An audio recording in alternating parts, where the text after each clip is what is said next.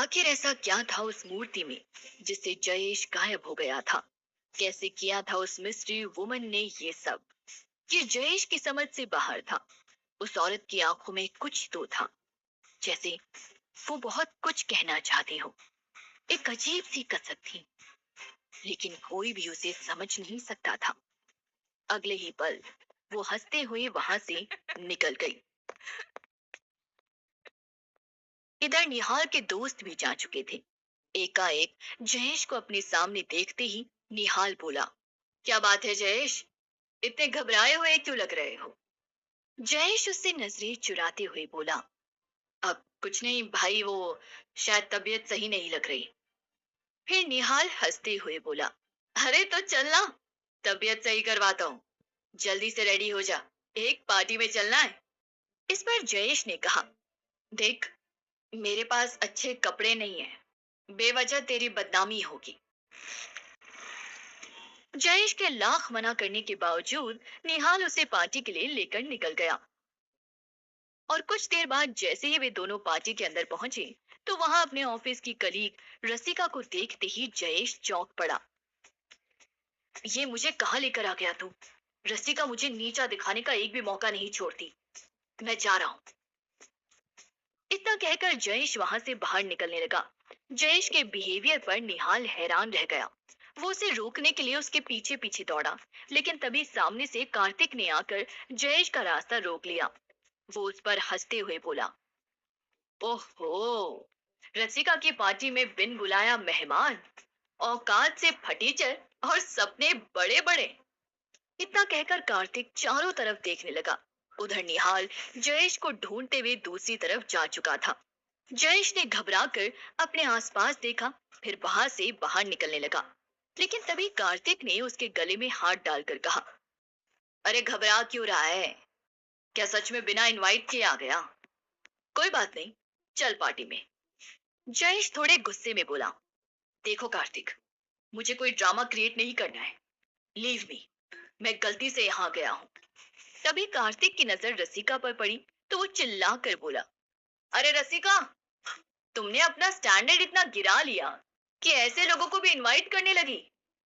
कार्तिक की बात सुनकर पार्टी में मौजूद सभी लोगों की नजरें जयेश पर आकर टिक गई, जिनमें से कई तो उसके ऑफिस के जानने वाले थे। रसिका जयेश को घूरते हुए उसके पास आकर बोली, कमाल है, आजकल लोग फ्री का खाने के लिए बिना बुलाए ही पार्टी में घुस जाते हैं। जयेश, क्या मैंने तुम्हें इनवाइट किया था? खुद को सबके सामने जलील होता देखकर जयेश ने शर्म से अपनी नजरें झुका ली। और तभी कार्तिक ने तेज आवाज में कहा, भाइयों, कल रसिका ने इसे 2,000 रुपए दी, भीख के तौर पर।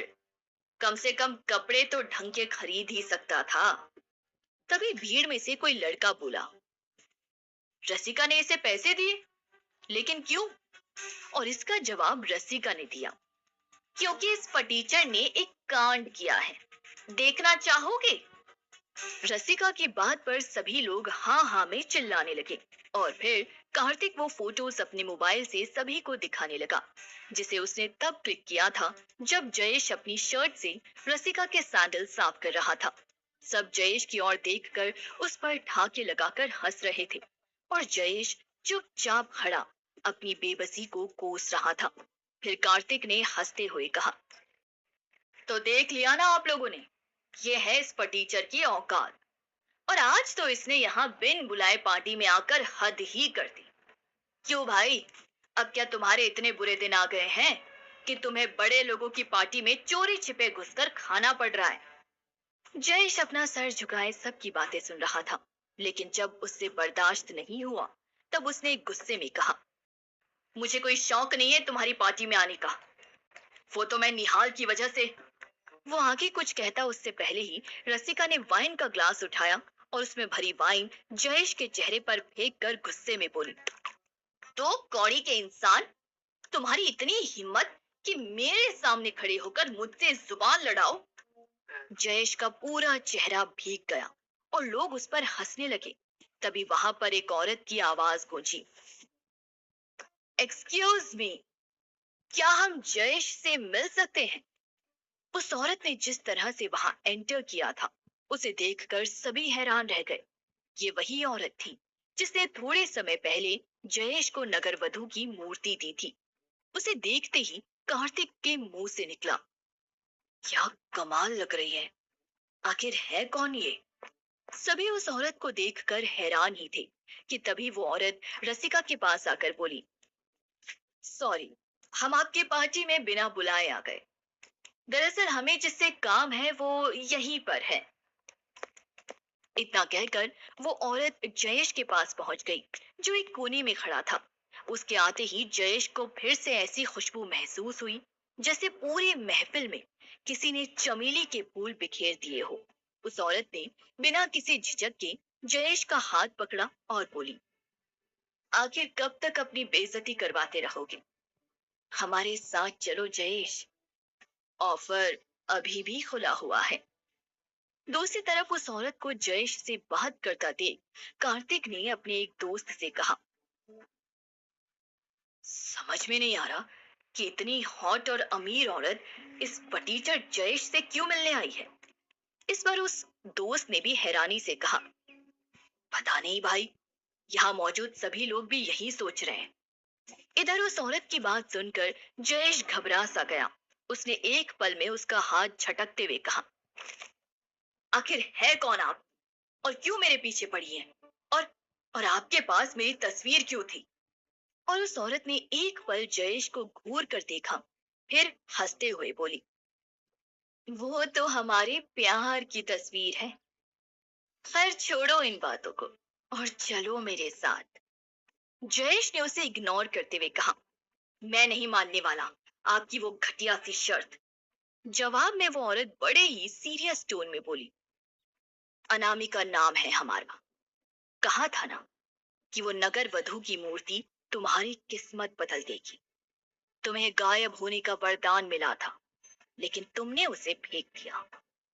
चलो बताते हैं हम तुम्हें उसका सच। अनामिका के मुंह से सच सुनकर जयेश हैरान रह गया।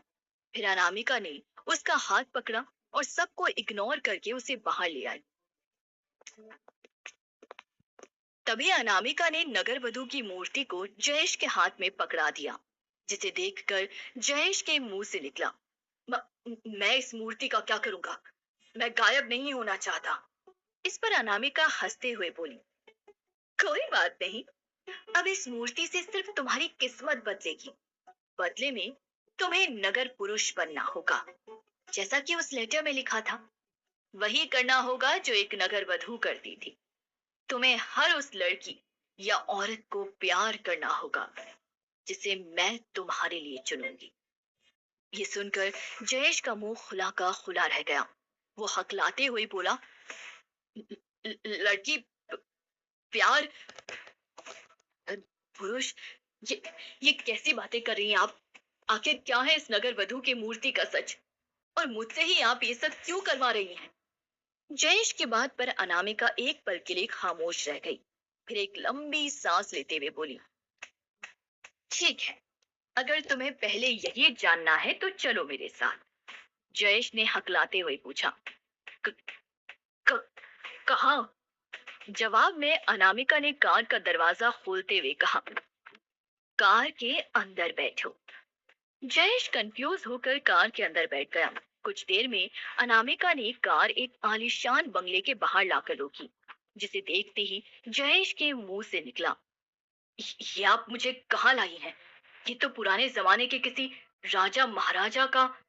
जयेश ने इतना कहा ही था कि तभी अनामिका ने उसके होठों पर अपनी उंगली रखते हुए कहा, इसके बारे में हमें अच्छी तरह से पता है, तुम्हें बताने की जरूरत नहीं।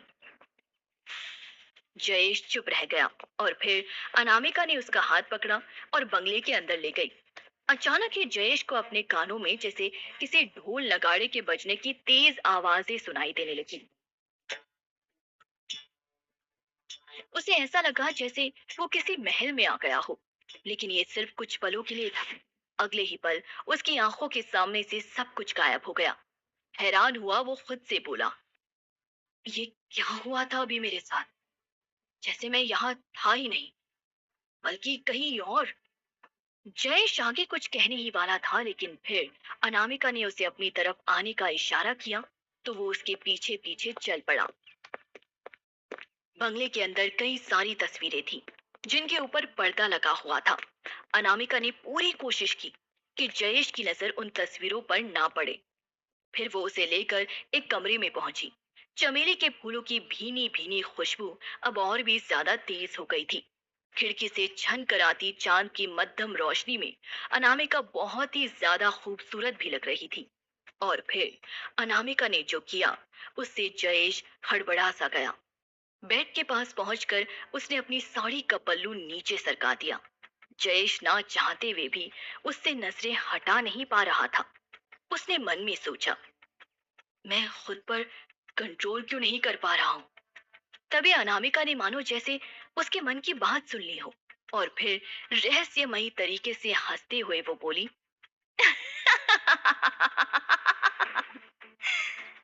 क्योंकि हम हैं ही ऐसे, कोई मर्द चाह के भी कंट्रोल नहीं कर सकता।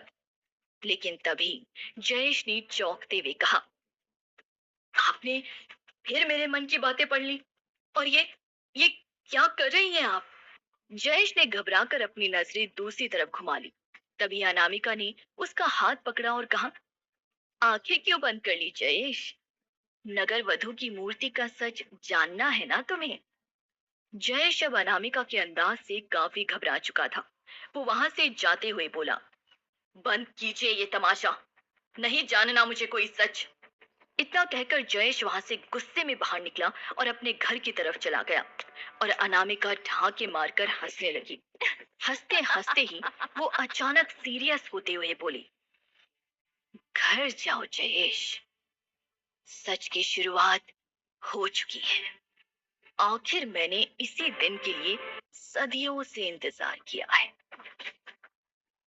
अब आगे क्या होने वाला है जयेश और अनामिका के बीच, क्या राज है अनामिका और उस मूर्ति का, जयेश इन सब से कैसे जुड़ा हुआ है, क्यों अनामिका बनाना चाहती है जयेश को नगर पुरुष। जानने के लिए बने रहिए इस कहानी के साथ, सिर्फ और सिर्फ पॉकेट एफएम मैप पर।